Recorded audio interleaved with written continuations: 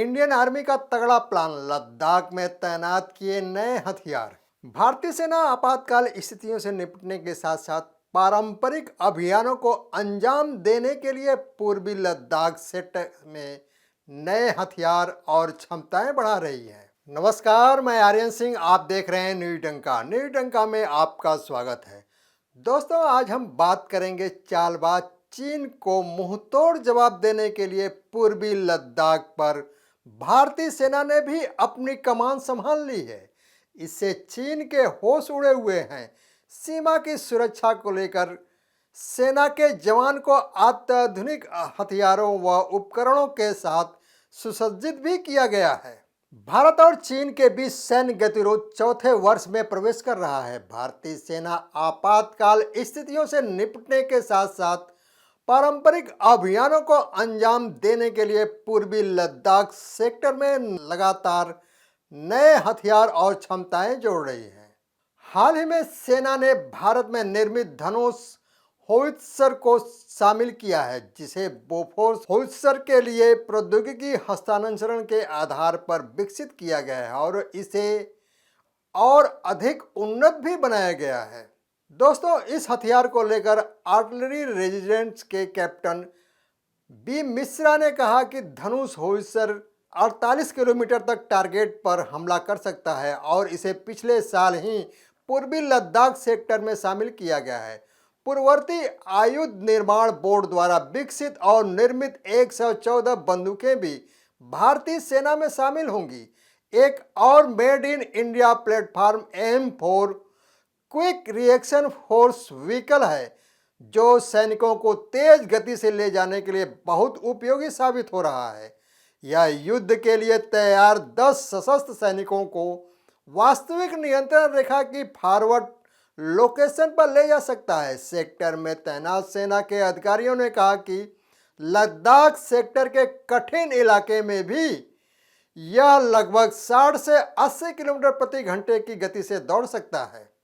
दोस्तों, आपको बता दें कि ऐसे हल्के कवच संरचित वाहनों की आवश्यकता तब महसूस की गई जब सैन्य गतिरोध के शुरुआती चरणों में आमने सामने की स्थिति के दौरान प्रतिद्वंदी सैनिक अग्रिम स्थानों पर जल्दी पहुंचने के लिए अपने तेज गति वाले वाहनों का उपयोग कर रहे थे। M4 क्विक रिएक्शन फोर्स वाहनों को पिछले साल बल में शामिल किया गया। सेना के पूर्वी लद्दाख सेक्टर के फॉरवर्ड एरिया में अधिक संख्या में ऐसे वाहनों को शामिल करने की योजना है। वहीं 2020 के गतिरोध के बाद ऑपरेशनों को अंजाम देने में मदद के लिए उपकरण खरीदने के लिए सरकार द्वारा दी गई आपातकाल वित्तीय शक्तियों का उपयोग करते हुए सेना ने बड़ी संख्या में ऑल टेरेन वाहनों को भी शामिल किया है। एक बार में 4 से 6 सैनिकों को ले जाने की क्षमता वाले इस वाहनों का इस्तेमाल वहां सैनिकों को बनाए रखने के लिए अग्रिम चौकियों पर सामान और उपकरणों को ले जाने के लिए किया जा रहा है। इनका उपयोग सैनिकों को उन स्थानों पर ले जाने के लिए भी किया जा सकता है जहां आपातकाल स्थितियों से निपटने के लिए सैनिकों को अपने उपकरणों के साथ तेजी से तैनात करना पड़ता है।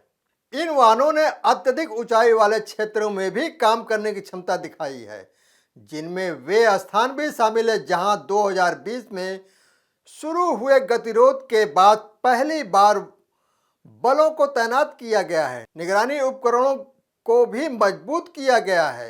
नई टाटा रजक प्रणाली को बल में शामिल किया गया है, जो 15 किलोमीटर से अधिक दूरी से मनुष्य और 25 किलोमीटर से अधिक दूरी से वाहनों का पता लगा सकती है। नए उपकरण सेनाओं को LAC के पार विरोधियों की गतिविधियों पर नजर रखने में मदद कर रहे हैं।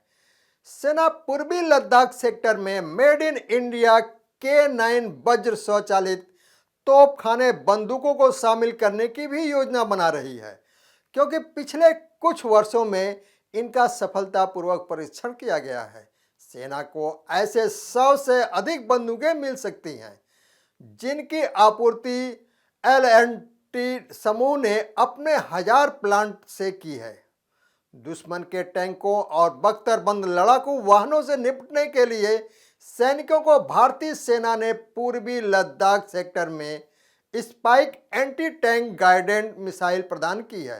आपातकालीन शक्तियों के माध्यम से किए गए प्रत्यक्ष अधिग्रहण के बाद निकट भविष्य में मेक इन इंडिया मार्ग से ऐसी तीसरी पीढ़ी की मिसाइलों की अधिक संख्या में उपलब्ध होने की संभावना जताई जा रही है।